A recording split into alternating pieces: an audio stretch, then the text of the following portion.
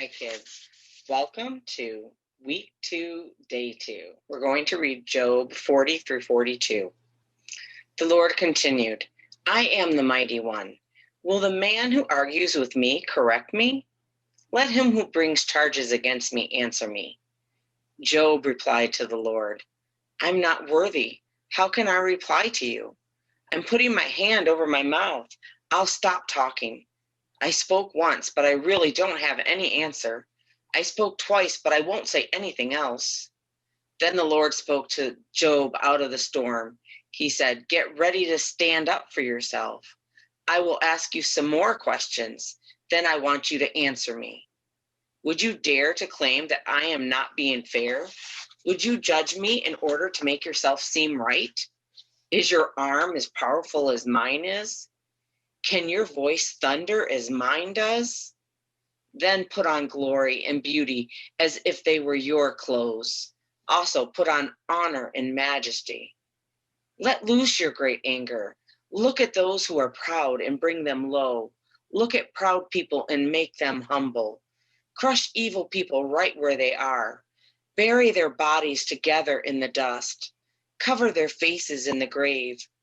Then I myself will admit to you that your own right hand can save you. Look at Behemoth. It is a huge animal. I made both of you. It eats grass like an ox. Look at the strength it has in its hips. What power it has in the muscles of its stomach. Its tail sways back and forth like a cedar tree. The tendons of its thighs are closer together. Its bones are like tubes made out of bronze. Its legs are like rods made out of iron. It ranks first among my works. I made it. I can approach it with my sword. The hills produce food for it. All the other wild animals play near it. It lies under lotus plants. It hides in tall grasses in the swamps. The lotus plants hide it in their shade. Poplar trees near streams surround it. It is not afraid when the river roars. It is secure even when the Jordan River rushes against its mouth. Can anyone capture it by its eyes? Can anyone trap it and poke a hole through its nose? Job 41. Job, can you pull Leviathan out of the sea with a fishhook? Can you tie down its tongue with a rope? Can you put a rope through its nose? Can you stick a hook through its jaw? Will it keep begging you for mercy? Will it speak gently to you? Will it make an agreement with you? Can you make it your slave for life? Can you make a pet out of it like a bird? Can you put it on a leash for the young women in your house? Will traders offer you something for it? Will they divide it up among the merchants? Can you fill its body with harpoons? Can you throw fishing spears into its head? If you touch it, it will fight you. Then you will remember never to touch it again. No one can possibly control Leviathan. Just look at it, it will terrify you. No one dares to wake it up. So who can possibly stand up to me? Who has a claim against me that I must pay? Everything on earth belongs to me. Now I will speak about the Leviathan's legs. I will talk about its strength and its graceful body. Who can strip off its outer coat? Who would try to pierce its double coat of armor? Who dares to open its jaws? Its mouth is filled with terrifying teeth. Its back has rows of shields that are close together. Each one is so close to the next one that not even air can pass between them. They are joined tightly to one another. They stick together and can't be forced apart. Leviathan snorting throws out flashes of light. Its eyes shine like the first light of day. Flames spray out of its mouth. Sparks of fire shoot out. Smoke pours out of its nose. It is like smoke from a boiling pot over burning grass. Its breath sets coals on fire. Flames fly out of its mouth. Its neck is very strong. People run to get out of its way. Its rolls of fat are close together. They are firm and can't be moved. Its chest is as hard as a rock. It is as hard as a lower millstone. When Leviathan rises up, even mighty people are terrified. They run away when it moves around wildly. A sword that strikes it has no effect. Neither does a spear or dart or javelin. It treats iron as if it were straw. It crushes bronze as if it were rotten wood. Arrows do not make it run away. Stones that are thrown from slings are like straw hitting it. A club seems like a piece of straw to it. It laughs when it hears a javelin rattling. Its undersides are like broken pieces of pottery.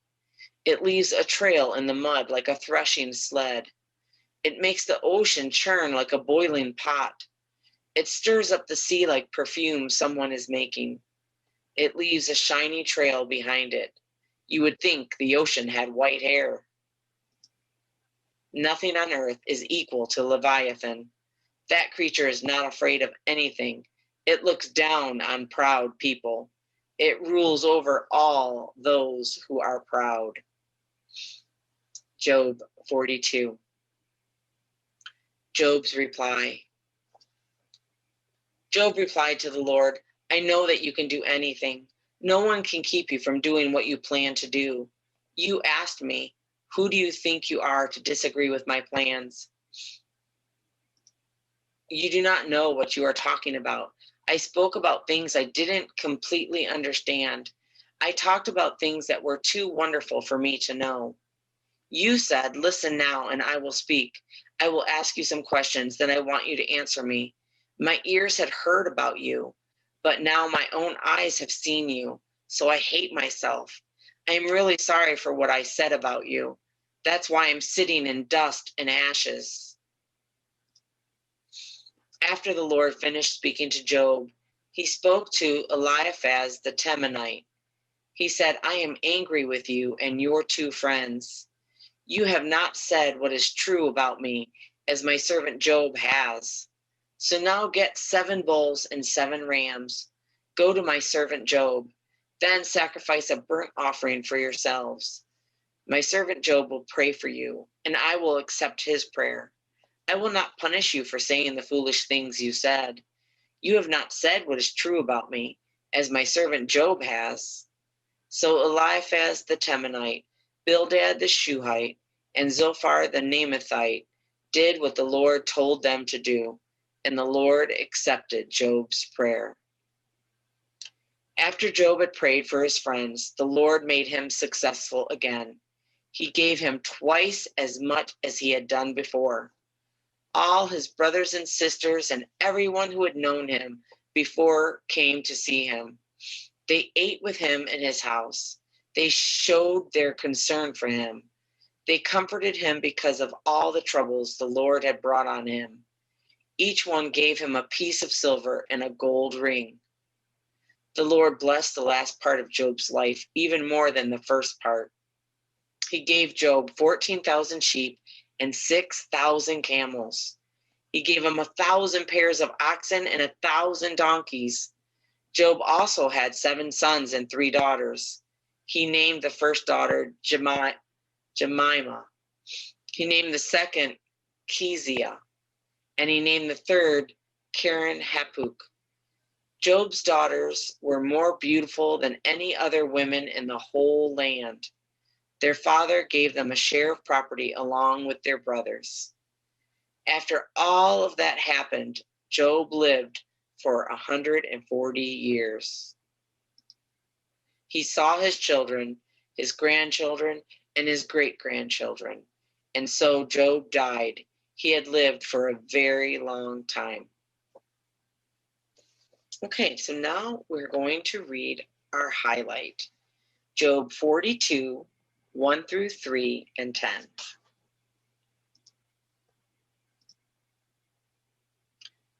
Job 42, 1 through 3. Job replied to the Lord, I know that you can do anything. No one can keep you from doing what you plan to do. You asked me, who do you think you are to disagree with my plans? You do not know what you are talking about. I spoke about things I didn't completely understand. I talked about things that were too wonderful for me to know. And Job 10. After Job had prayed for his friends, the Lord made him successful again. He gave him twice as much as he had before. Great. So now we're going to read our explain section. Job remembered God could do anything, and nothing can get in the way of his plans. Job saw for himself God's grace and repented from his bad attitude toward suffering. God restored Job and blessed him with more than he had before.